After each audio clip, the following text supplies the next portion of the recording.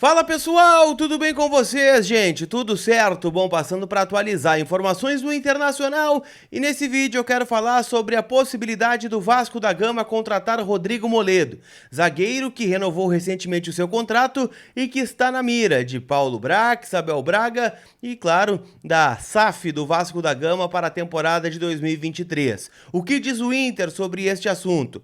E também quero falar sobre a reunião de ontem no Conselho Deliberativo que bateu o martelo, 10% de aumento para o associado, o que gera um déficit de 13 milhões no orçamento do Inter para 2023. E claro, a preparação para encarar a Avenida amanhã em Santa Cruz do Sul. Te conto tudo isso depois da vinheta.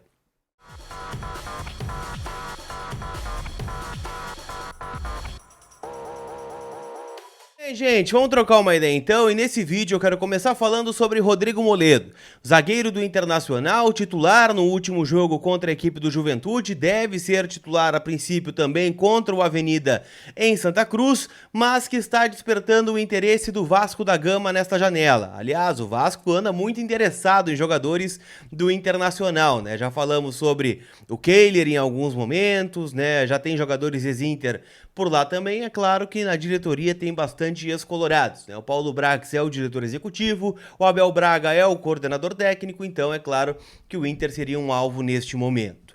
Qual a ideia do Vasco da Gama com o Moledo? A informação é de ontem do jornal Lance, que trouxe a seguinte informação: o Vasco vê com bons olhos o Moledo, porque é um zagueiro que tem um contrato curto, só até o final da temporada, e que também, né, a princípio briga por titularidade dentro do Inter. Já no Vasco seria um titular absoluto. Alguns pontos importantes aqui, tá? O Vasco tem interesse? Legal, bacana. E o que tem a ver o Inter com isso? O Inter descarta, pelo menos neste primeiro momento, vender o Rodrigo Moledo. Por quê? Porque o Moledo, por mais que tenha esse contrato curto até o final da temporada, ele renovou em dezembro o contrato. Porque ele teve um histórico de lesões, teve problemas físicos, então o Inter fez um contrato mais curto até o final da temporada de 2023. Mas foi um pedido do técnico Mano Menezes, que chegou a dizer até publicamente em algumas entrevistas que gostaria da renovação do Rodrigo Moledo justamente porque é um zagueiro que ele considera fundamental no planejamento do Inter para 2023, por ser um zagueiro que entra e não diminui, né, o ritmo, a qualidade da equipe. Quando sai o Mercado, entra o Moledo, como está acontecendo justamente agora, quando o Gabriel Mercado tem uma lesão na panturrilha. Então o Inter descarta negociar o Moledo que, aliás, né, nas últimas semanas chegou a se debater inclusive se ele seria ou não o capitão do Inter, já que o Edenilson foi embora, o Tyson foi embora, o Gabriel está lesionado e a braçadeira acabou ficando com o René. Mas o Moledo é um dos capitães também, então não faz muito sentido o Inter negociar o Moledo agora. Por que eu disse num primeiro momento? Porque o Inter sabe que o Vasco está endinheirado com a SAF, né, e o aporte da 777 Partners. O que pode acontecer? Bom, o Vasco coloca uma proposta altíssima na mesa, né, por um jogador de 33 anos, e aí, bom, nós vamos vender, não vamos vender? Nós vamos falar de orçamento daqui a pouquinho, que o Inter precisa, né, de dinheiro. Então, assim, não vou descartar aqui a venda do Moledo por completo, porque a gente não sabe quanto o Vasco vai oferecer. Mas o Inter acredita que não vai chegar no valor que o Inter acha ideal para vender o Moledo, por conta da idade, dos problemas de lesão e porque, claro, existem outras opções talvez mais viáveis financeiramente ao Vasco no mercado, como aconteceu com o próprio Kehler, né? O Inter não descartou a venda do goleiro, mas colocou um preço. Olha, o preço é este que nós queremos. O Vasco disse, não, por este preço eu não vou contratar. E aí contratou o Ivan do Corinthians e está contratando o Léo Jardim, goleiro do Lille, da França, ex-Grêmio, inclusive. Então essa é a situação do Moledo. A princípio, permanece no Internacional. Quero saber o teu comentário, né? Tu acha que dá para vender o Moledo? Tem que ficar? Tem que dar uma olhada por qual valor? Quero saber a tua opinião sobre este assunto. Quero falar também, gente, sobre a polêmica no aumento das mensalidades dos sócios. Afinal, isso gerou um debate muito grande ontem no Conselho Deliberativo do clube, que se reuniu para definir, né, e deliberar a proposta da gestão, que era um aumento de 27% no quadro social, né, nas mensalidades do quadro social. Ou seja, o campeão do mundo passaria a pagar mais valor, o Nada Vai Nos Separar ia pagar R$ 63, se eu não estou enganado.